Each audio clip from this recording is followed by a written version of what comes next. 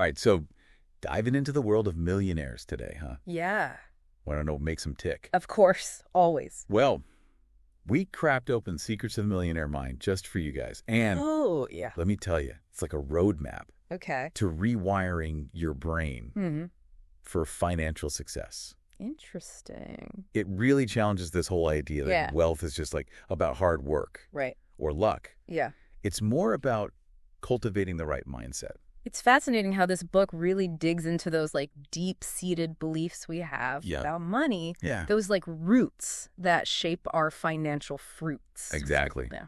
But we're not just going to skim the surface here. No. We're going deep, unpacking the key concepts so you can walk away with those aha moments. Yeah. And maybe a little shift in perspective. Yeah. What really jumped out at you when you first encountered this whole millionaire mindset thing? Honestly, just the idea that wealth is a result of your mindset. Yeah. Not the starting point. Yeah. That really resonated with me.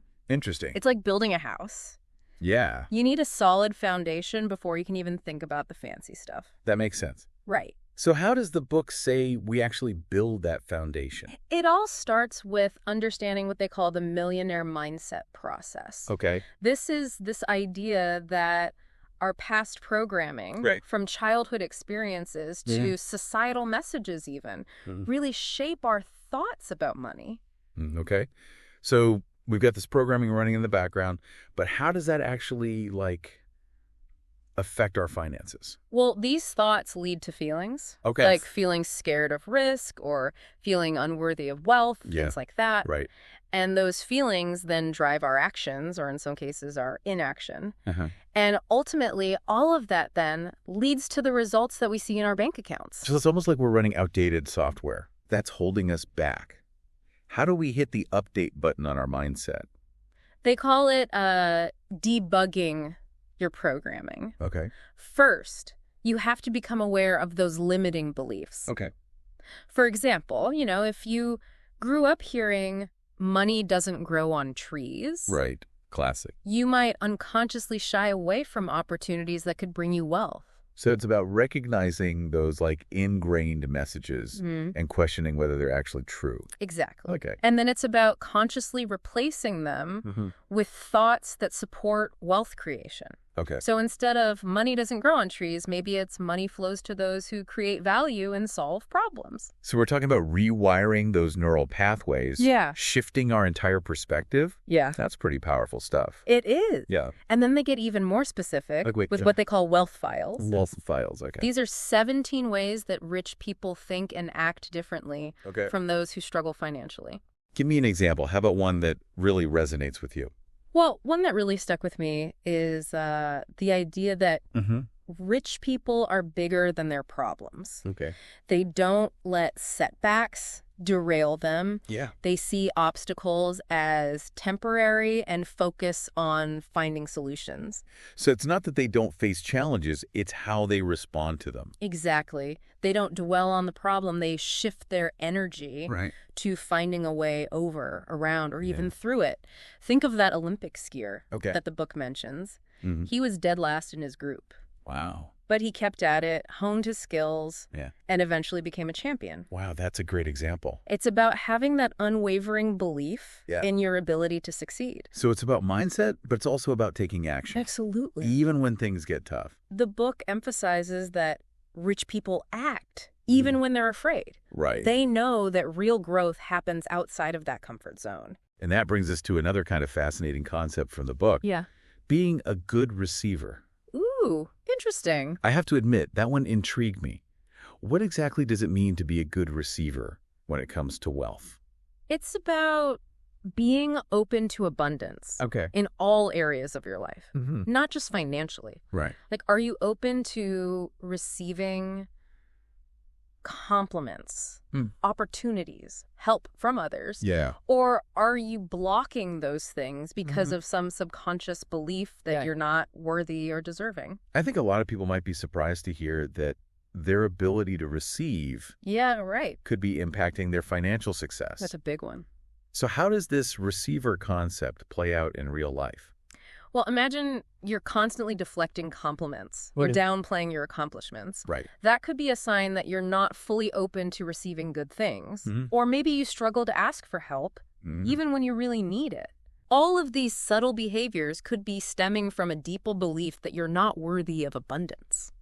So if you're turning away good things on a small scale, Yeah, you might be subconsciously doing the same on a larger scale, it's true. even when it comes to money. Exactly. Oh. And they share a really inspiring story about a student Okay. who started with just $1 Oh, wow. and eventually became debt-free. Right. It wasn't about some magic formula. It was about taking small, consistent actions Right. and having a receptive mindset. That's a powerful example Yeah. of how a shift in mindset can lead to tangible results. Mm-hmm. It's not about waiting for a windfall. Right. It's about recognizing the abundance that's already present and being open to receiving more. Absolutely. And speaking of learning from others, Yeah. one of the most important takeaways from the book is the value of mentorship. This is where it gets really interesting. Yeah. It's not just about working hard in isolation. Yeah. It's about learning from those who are already where you want to be. Yeah. So how does the book recommend finding these mentors? Well, it's not always about formal mentorship programs. Okay. It could be as simple as reading biographies of successful people, Oh. attending industry events, or even just striking up a conversation with someone you admire. So it's about actively seeking out those connections. Yeah. Putting yourself in environments where you can learn from the best. Exactly. And there's so many ways to do that, even with limited resources. Right. What really struck me was the emphasis on learning by osmosis, Yes. just by immersing yourself in the stories and experiences of successful people. Absolutely. You pick up their strategies, Yeah. their mindset, Yeah. even their language, Right. just by exposing yourself to their world. So we've covered a lot of ground here. We have. The importance of mindset, action, being open to receiving and learning from others. Right. But there's one element of the millionaire mindset that I think really ties everything together. Right. And that's the power of gratitude. Ah, yes. Gratitude. It's not just about feeling good, although that's a wonderful side effect. Right.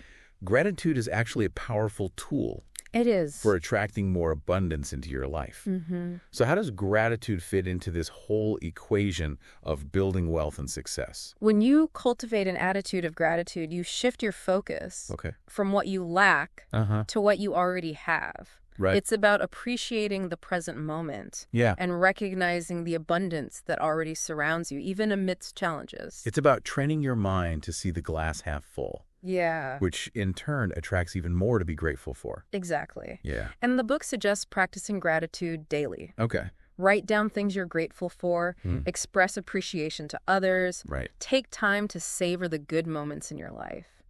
So it's about making gratitude a habit, a way of life, Yeah. rather than just a fleeting feeling. Right. And what's fascinating is that gratitude actually rewires your brain to Interesting. focus on the positive, Wow. which can have a profound impact on your actions and ultimately your results. So it's not just some feel-good woo-woo stuff. No. There's real science behind it. Absolutely. Okay, so we've explored the power of mindset, Mm-hmm. the importance of action, Right. the role of gratitude, Yeah. and the value of learning from others. Mm-hmm. But there's one more crucial element of the millionaire mindset that we need to unpack. Okay. The concept of focusing on your net worth, Right.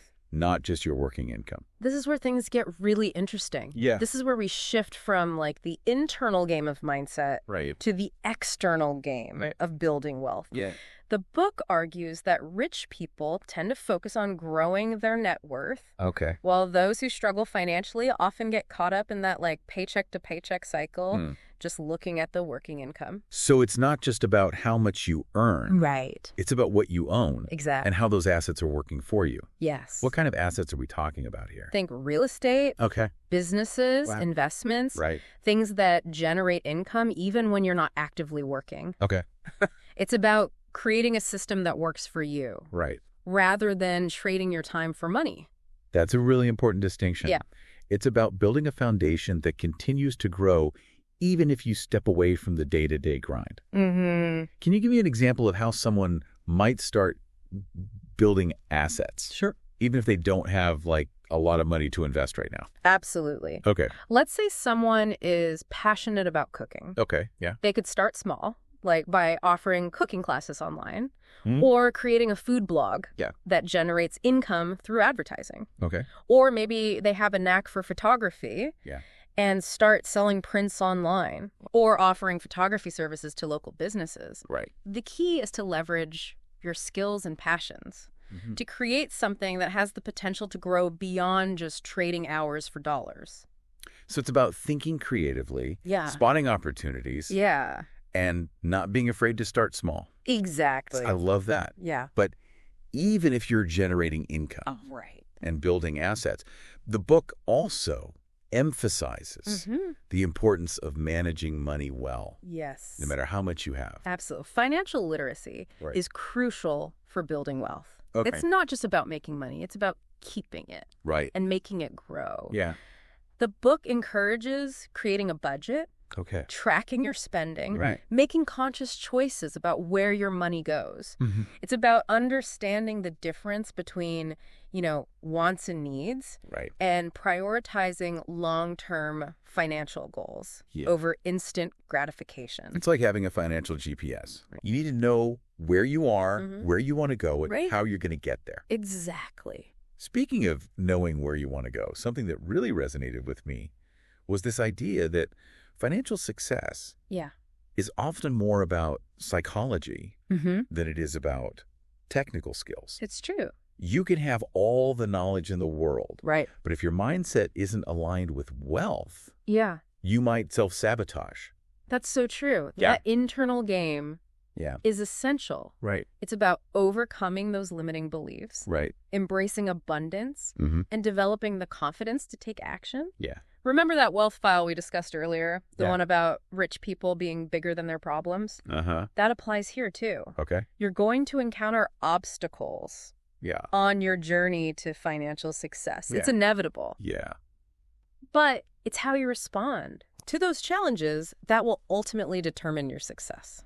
So it's about developing that resilience. Yes. That ability to bounce back from setbacks Mhm. and keep moving forward. Exactly. And remember, your mindset is like a muscle. Yeah. You have to train it. Right. Read books, listen to podcasts, attend workshops, surround yourself with positive influences. Yeah. Consistently feed your mind Uh-huh. with wealth-building ideas. It's about creating an environment Yeah, that supports your growth, both internally and Yeah. externally. right. And one of the most powerful ways to do that Okay. is to surround yourself with the right people. The book talks a lot about the importance of networking and mentorship. Why is that so crucial for building wealth?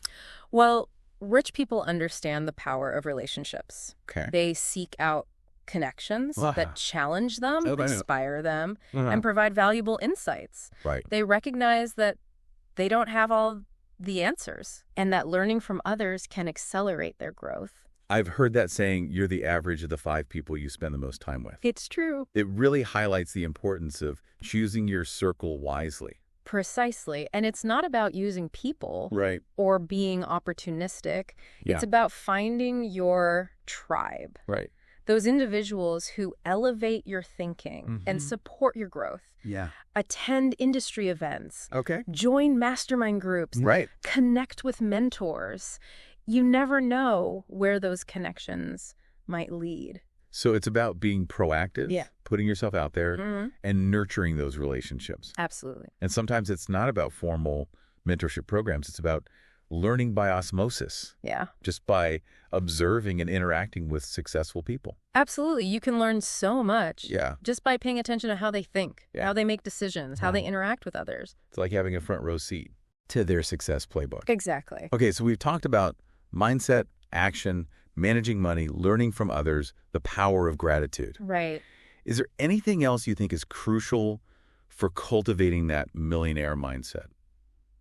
One final thought Right. that I think is really important Yeah. is to remember that this is a journey, Okay. not a destination. Right. Building wealth is a process, Yeah. and it's going to have its ups and downs. There Mhm. will be setbacks, challenges, and moments of doubt. Right. But it's important to remember that those are all part of the process. Yeah. It's about embracing the journey, Right. learning from your mistakes, Mm-hmm. and never giving up on your dreams. I love that. It's about enjoying the ride, celebrating the small wins, and recognizing that even the challenges are opportunities for growth. Exactly. But sometimes, even with the best intentions and all the right knowledge, people get stuck. They know what they should be doing, but they just can't seem to take action. What advice does the book offer for overcoming that inertia, that fear of taking that first step? The book talks about the importance of understanding your why. Your why, okay. Why do you want to achieve financial success? What are your deeper motivations? Okay. When your why is strong enough, it will fuel your actions, even when things get tough. So it's about connecting with your core values, your passions, the things that truly drive you. Exactly. It's about finding that deeper meaning behind your financial goals. Because when your actions are aligned with your values, you'll have a much easier time overcoming those internal obstacles. It becomes less about chasing money and more about fulfilling your purpose. I think that's a really powerful message. It's about finding that sweet spot where your passion, your purpose, and your financial goals all intersect. That's where the magic happens. Absolutely. And remember, success is a skill that can be learned. It's not about luck. It's about developing the right mindset and taking consistent action. So for all of you listening, I encourage you to think about this. Are you focusing on being right or being rich? Because often those are two very different paths. Yeah, that's true. Being right might mean clinging to old beliefs, justifying your current situation, or blaming external factors. But being rich, truly rich in all aspects of your life, requires a willingness to learn, grow, and embrace a new way of thinking. It's about stepping outside of your comfort zone, taking action despite fear, and believing in your own potential. It's about recognizing that you have the power to create the life you desire, both financially and personally. So keep diving deep, keep challenging yourself, and keep believing in the power of the millionaire mindset. And see where it takes you. That's it for our deep dive into Secrets of the Millionaire Mind. Yeah. Thanks for joining us. We'll see you next time. See ya.